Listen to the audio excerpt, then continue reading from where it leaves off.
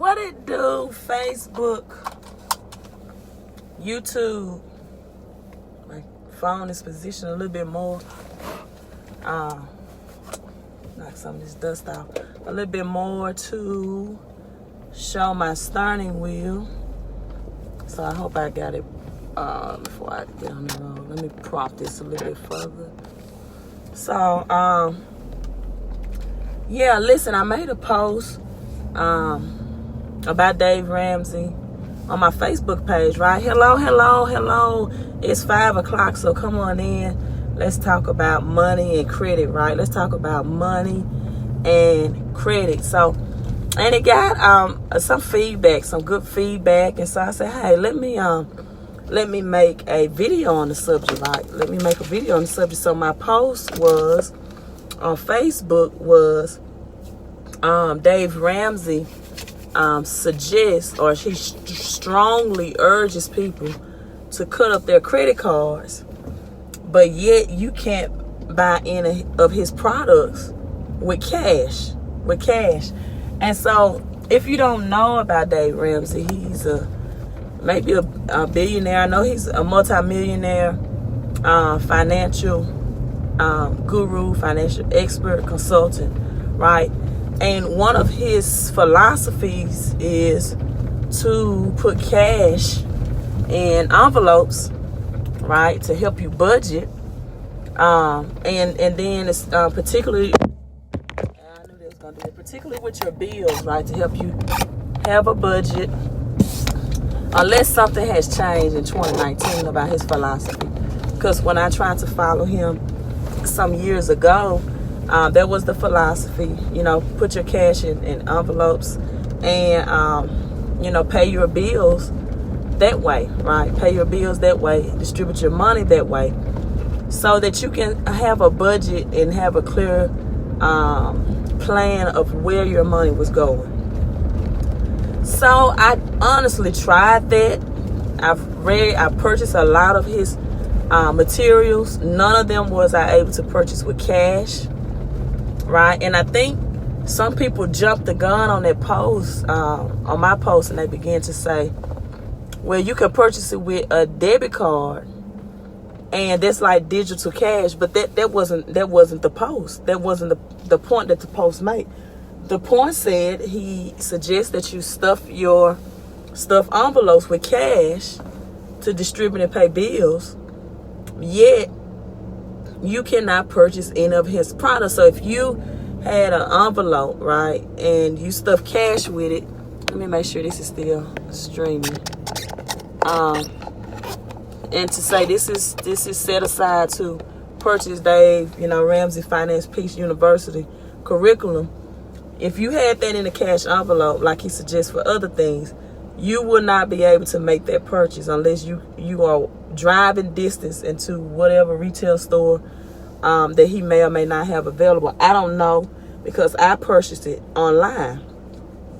So this brought up another, so that was the point. He tells you to cut up credit cards and to use the envelope system. But you could not use that same envelope, people wouldn't, I would hope you would not do this, not even to put a stamp on it in the mail, right, and mail it off to address to purchase his products. I don't think he encourages his followers to even purchase it that way, to put cash in an envelope in the mail, stamp it, and then you can purchase my products. So that was the point of my post.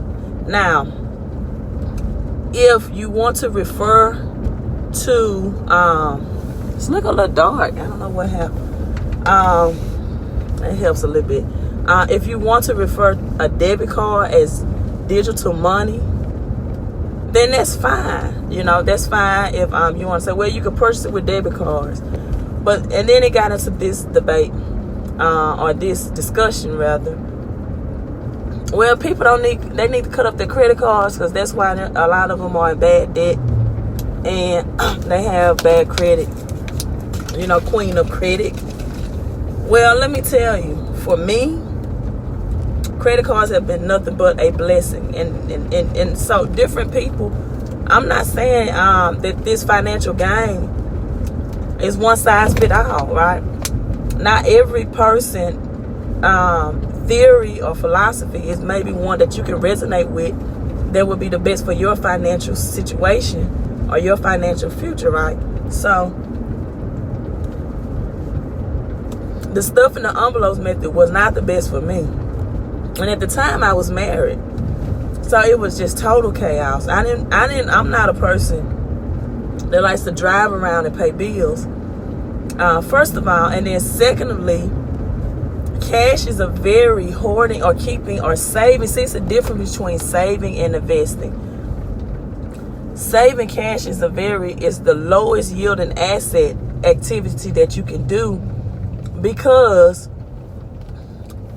the cash value of purchasing goods and services, it depreciates every day. And what do I mean by that? I mean that prices on goods and services are always at an uphill, at an upclimb, and your dollar is always declining. Meaning that Bank of America, thank you for the digital love, on my other video that I posted, Bank of America will give you or yield you 0.03% to hold cash in your savings account in their bank. That's why you don't get a high interest rate return on savings accounts in banks, because the banks are giving away cash as fast as you deposit. They loan it out, they give it out, they give it away. And so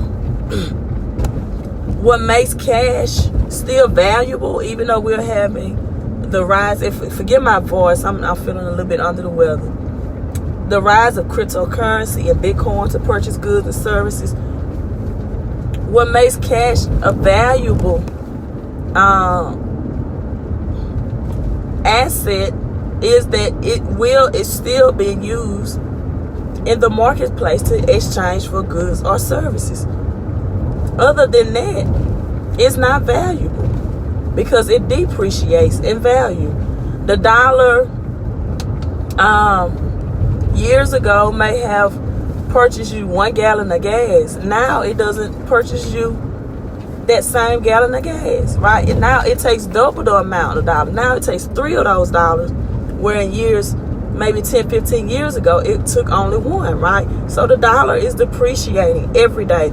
So, and then why would you save something? Why would you save something that's getting printed out on a daily basis?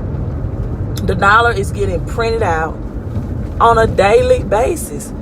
What makes something valuable is that it's not always in reproduction or printing.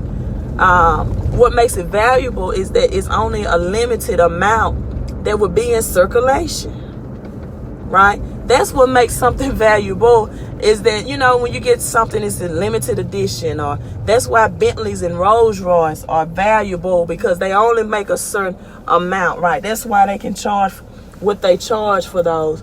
Anything that is produced by the masses loses its value and loses its concept, and that's what a dollar is.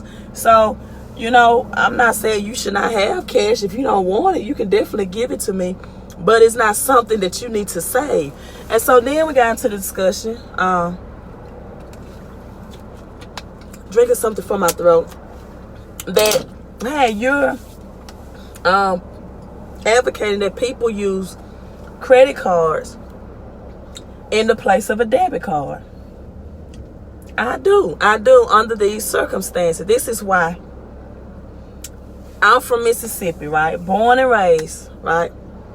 On the playground. No, I'm just joking. Where I spend most of my days. So I'm joking about that. And so I'm from Mississippi, and I have people that I work with, my co-workers, that are in the 800 and plus credit score range. And from having conversations with them in the 800 and plus credit score, I learned some things. When I say, I mean, one of my co-workers had 850, a perfect credit score. The other one, I think he leased something and went down, but it still was above the 820s.